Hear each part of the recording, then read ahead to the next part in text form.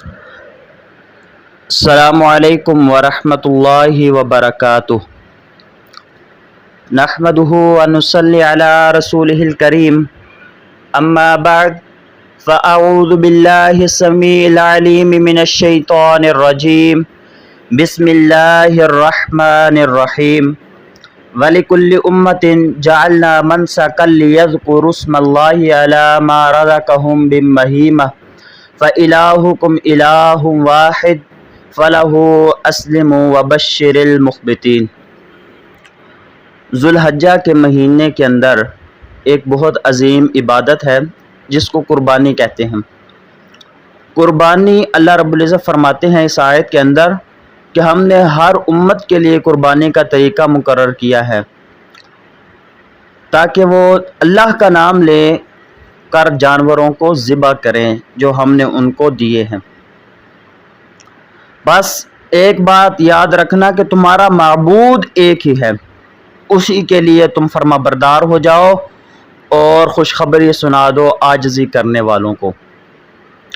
تو اس آیت سے ہمیں اس بات کا پتہ چلا کہ ہمارا معبود ایک ہے، ہمارا الہ، ہمارا مشکل کشا ایک ہے، اور ہم اسی بات کا ہر جگہ پرچار کرتے ہیں اور ہم اس کا حکم مان کر اپنے جانوروں کو قربان کرتے ہیں۔ لوگ غیروں کے نام پر، درباروں کے نام پر، بتوں کے نام پر جانوروں کو قربان اور ذبح کرنے والے، لیکن ہم اپنے الہ کو مان کر ایک الہ اسی کے نام پر اپنے جانوروں کو قربان کرتے ہیں۔ کیونکہ قربانی کی قبولیت کے لیے سب سے پہلی شرط یہ ہے کہ عقیدے کی درستگی ہو۔ اگر انسان کے عقیدے کی درستگی نہیں تو انسان کی کوئی عبادت قبول نہیں۔ جیسا کہ صحیح مسلم کے اندر سیدہ عائشہ رضی اللہ تعالیٰ عنہ فرماتی ہیں کہ عبداللہ بن جدعان کے بارے میں نے آقا علیہ الصلوۃ والسلام سے پوچھا۔ عبداللہ بن جدعان بہت زیادہ خدمت خلق کرنے والا، لوگوں کو بہت زیادہ کھانے کھلانے والا، لیکن صرف عقیدہ توحید نہیں، اس کی ساری زندگی کی نیکیاں قبول نہیں۔ صحیح مسلم کے اندر اسی طرح آقا علیہ الصلوۃ والسلام نے ایک صحابی آقا علیہ الصلوۃ والسلام پوچھتے ہیں کہ میرے جو والد تھے آس، ان کے ذمے چند اونٹ تھے، انہوں نے نظر مانی تھی کہ ان کو ذبح کرنا ہے، تو میرے بھائی نے 50 ذبح کر دیے ہیں، میرے باری ہے 50 ذبح کرنے کی، کیا میں ذبح کروں یا نہ کروں؟ آقا علیہ الصلوۃ والسلام نے کہا اگر وہ توحید پرست ہوتا تم ذبح کرتے اس کو کوئی فائدہ بھی ہوتا، وہ توحید پرست نہیں تھا، اب اس کو ذبح کرنے کا کوئی فائدہ نہیں ہے۔ عقیدے کی درستگی سب سے زیادہ ضروری ہے۔ اور دوسری بات کہ رسول اللہ صلی اللہ علیہ وسلم کا طریقہ سنت کیسے، ذرا غور کریے۔ آقا علیہ الصلوۃ والسلام نے خطبہ دیا۔ آقا علیہ الصلوۃ والسلام خطبہ دیتے ہوئے کہتے ہیں کہ جو بندہ ہمارے نماز جیسی نماز پڑھے اور ہمارے ذبح جیسی ذبح کرے، جیسا ہم ذبح کرتے ہیں، یعنی جو جانور ہم نے بتلائے ہیں ان کو ذبح کرے اور جو شرائط ہم نے بتائی ہیں وہ ذبح کرے، اس کی قربانی قبول ہے۔ ایک صحابی اٹھ گئے، کہنے لگے اے اللہ کے رسول میں تو ذبح کر چکا ہوں۔ فرمایا گوشت ہو گیا ہے، قربانی نہیں، قربانی نہیں ہوئی۔ جب ایک صحابی اپنے سوچ کے مطابق کوئی عمل کرے تو وہ قبول نہیں، تو سوچئے ہمارے اعمال کیسے قبول ہوں گے؟ اعمال کی قبولیت کے لیے سب سے پہلے عقیدے کی درستگی شرط ہے، اور اس کے بعد رسول اللہ صلی اللہ علیہ وسلم کا اسوہ حسنہ یہ شرط ہے۔ اگر رسول اللہ صلی اللہ علیہ وسلم کا طریقہ نہیں، انسان کی کوئی عبادت قبول نہیں۔ اللہ رب العزت کو انسان کی نیکیاں تب قبول ہیں جب اس عبادات میں، ان نیکیوں میں طریقہ رسول اللہ صلی اللہ علیہ وسلم والا ہو۔ اب دیکھیں صحابی نے، صحیح بخاری کے اندر روایت ہے، ٹھیک ہے، صحابی نے ذبح کر لیا پہلے، فرق صرف اتنا ہے، فرق رسول اللہ صلی اللہ علیہ وسلم کا جیسے رسول اللہ نے بتلایا ہے ذبح بھی ویسے کیا ہے، لیکن فرق صرف اتنا ہے رسول اللہ نے نماز کے بعد بتلایا ہے، صحابی نے نماز سے پہلے ذبح کر لیا ہے۔ اتنی سی بھی رسول اللہ صلی اللہ علیہ وسلم کا طریقہ جس کے خلاف ہو جائے اللہ کے ہاں وہ عمل بھی قابل قبول نہیں۔ صحابی کی وہ قربانی رائے گاہ چلی گئی، آقا علیہ الصلوۃ والسلام نے کہا اس کی جگہ کوئی اور ذبح کر لو۔ اب یہ جو ہے گوشت ہو گیا قربانی نہیں۔ اب قربانی کن جانوروں کی ہے؟ فرمایا سمانیت ازواج، 8 قسم کے جانور ہیں، ٹھیک ہے، جن کی قربانی اسلام کے اندر ہے، جو رسول اللہ صلی اللہ علیہ وسلم جو نص سے ثابت ہیں۔ یہ 8 جانور ہیں: اونٹ مذکر اور مؤنث، پھر گائے مذکر اور مؤنث، اس کے بعد بکرا مذکر اور مؤنث، چھترا دمبا یہ مذکر اور مؤنث، یہ 4 قسم کے جانور اور مذکر اور مؤنث ملا کے 8 قسمیں ہیں۔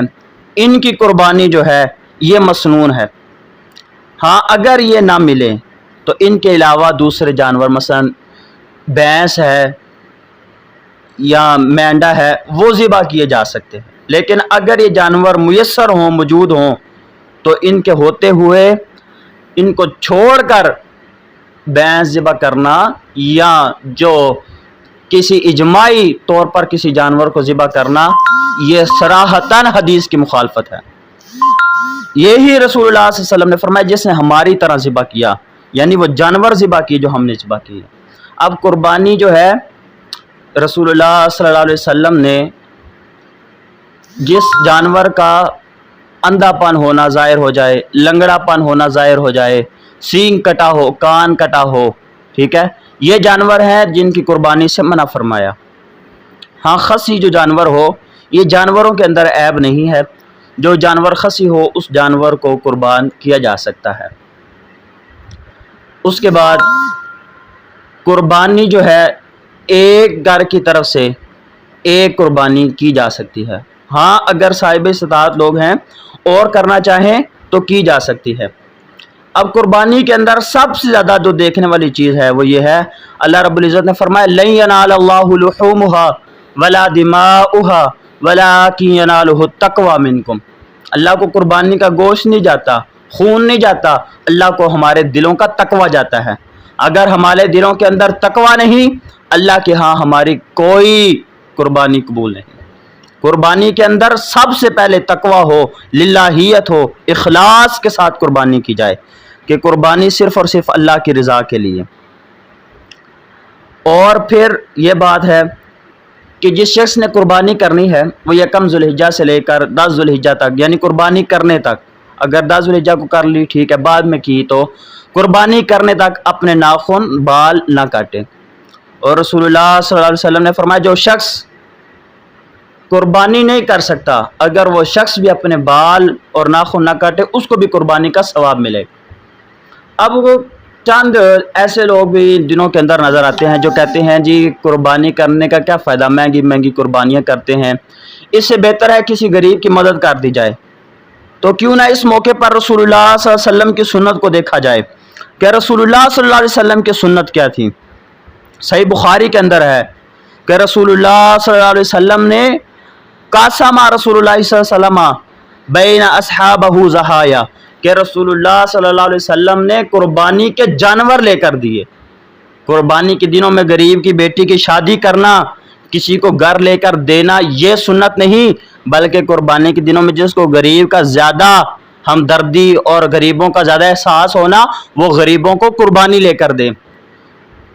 قربانی کے دنوں میں قربانی جیسا بہتر عمل کوئی نہیں ہے، اللہ کی قسم یہ سب دھوکہ ہے۔ کیونکہ قربانی اگر یہ دیکھیں نا، جو لوگ یہ شور مچاتے ہوئے نظر آتے ہیں جی یہ فضول خرچی ہو گئی، فضول خرچی ہو گئی، ان کو اپنی مہندیوں پہ لاکھوں روپیہ اجڑتا ہوا نظر نہیں آتا، تب فضول خرچی نظر نہیں آتی۔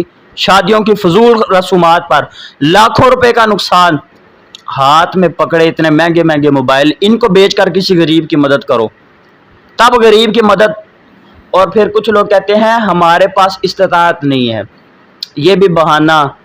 اب دیکھیں نا، کچھ لوگ کہتے ہیں استطاعت نہیں ہے، انہی لوگوں کا موبائل ان 10 دنوں کے اندر گم ہو جائے تو وہ اس سے پہلے 20-25 ہزار کا موبائل لے لیتے ہیں، لیکن قربانی نہیں کرتے۔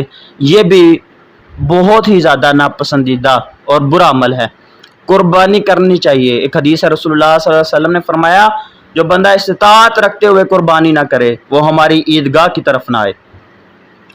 اور یہ قربانی ایسا عظیم عمل ہے کہ اس قربانی کے ذریعے اللہ رب العزت ایسا سرکٹ چلاتے ہیں کہ 4 کھرب سے زیادہ مویشیوں کا کاروبار ہوتا ہے، 23 ارب روپے کسائیوں کی مزدوری، 3 ارب سے زیادہ چارے کا کاروبار، ٹھیک ہے۔ یہ اللہ رب العزت کا ایسا نظام ہے جس کے ذریعے سارا سال غریبوں کے لیے روزگار مہیا ہوتے ہیں۔ اللہ رب العزت کے اس کام میں بھی ایسی حکمت عملی ہے، اس لیے کوشش کریں زیادہ سے زیادہ ان دنوں کے اندر جو صاحب استطاعت ہیں قربانی کرے، جو صاحب استطاعت نہیں ہے وہ اپنے ناخن اور سر کے بال نہ کٹوائیں تاکہ اس ثواب میں شریک ہو سکے۔ اللہ رب العزت مجھے اور آپ کو دین احکامات پر ان کو سمجھ کر ان پر عمل کرنے کی توفیق عطا فرمائے۔ ھذا ما کان عندی واللہ اعلم بالصواب۔